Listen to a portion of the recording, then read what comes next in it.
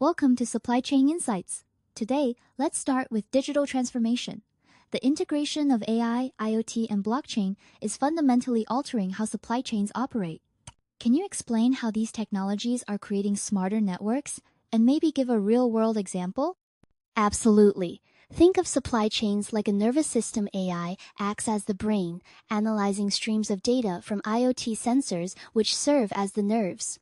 For instance, Maersk uses IoT to track shipping containers in real time, while AI predicts optimal routes, reducing both costs and delays. That's a great analogy. Now, blockchain is often called a digital ledger. How does it strengthen supply chain security and trust among stakeholders, especially in industries like pharmaceuticals where compliance is critical? Blockchain provides a tamper-proof record of transactions. For example, in pharmaceuticals, it ensures each shipment's authenticity from manufacturer to pharmacy. The FDA estimates counterfeit drugs cost the industry over $200 billion annually. Blockchain can drastically reduce this risk by improving traceability. So, as we see these technologies converge, what challenges do companies face during digital adoption, particularly for smaller businesses? Smaller firms often struggle with high upfront costs and technical expertise gaps. However, cloud-based platforms and software-as-a-service models are lowering these barriers, making advanced technology accessible even to medium-sized suppliers. The transition takes time but yields significant long-term benefits. Moving forward, sustainability has become a headline topic. Consumers and regulators alike demand greener supply chains. Could you break down the most effective initiatives companies are adopting to reduce environmental impacts?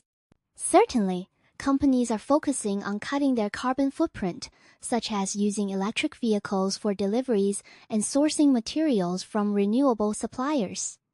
Unilever, for example, reduced its logistics emissions by 40% over 5 years by optimizing delivery routes and switching to biofuels.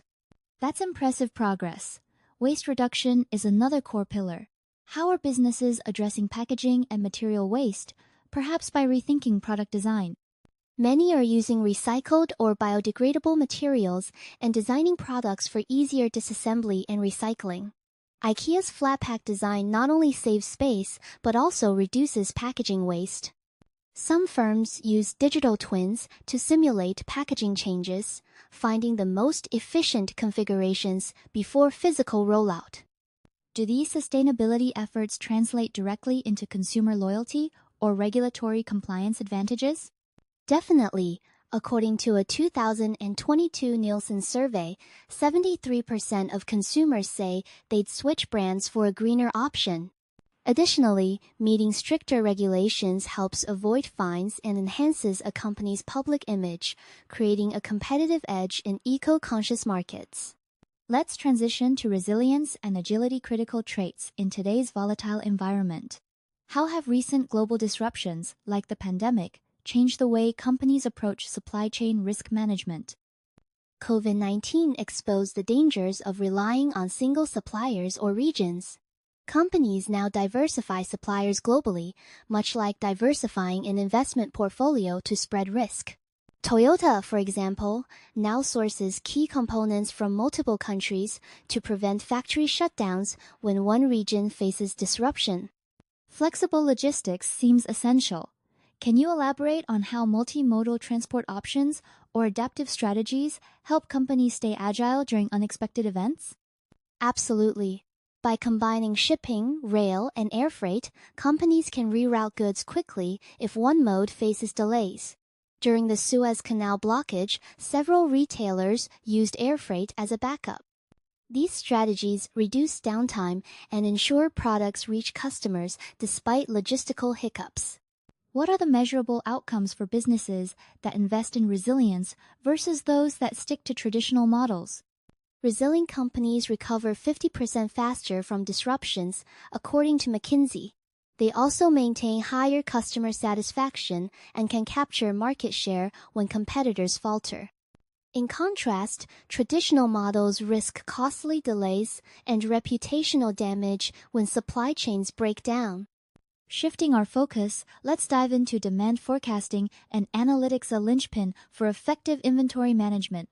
How are machine learning and real-time tools improving forecast accuracy compared to traditional methods? Machine learning algorithms process vast amounts of sales data, seasonality trends, and even external variables like weather or social media sentiment. Walmart uses such models to adjust inventory dynamically, reducing stockouts by 30% compared to conventional forecasting. That's a significant improvement. Can you provide an analogy for how real-time analytics dashboard benefits managers on the ground? Imagine driving with a GPS that updates instantly for traffic jams. Real-time dashboards give supply chain managers similar visibility. They can respond to sudden spikes in demand or shipment delays immediately rather than after the fact. Beyond inventory, do these technologies impact customer service or cost savings in a measurable way? Yes, better forecasting means fewer excess goods sitting in warehouses and reduced emergency restocking costs. This efficiency translates to lower prices for customers and higher service levels, as products are more likely to be in stock when needed.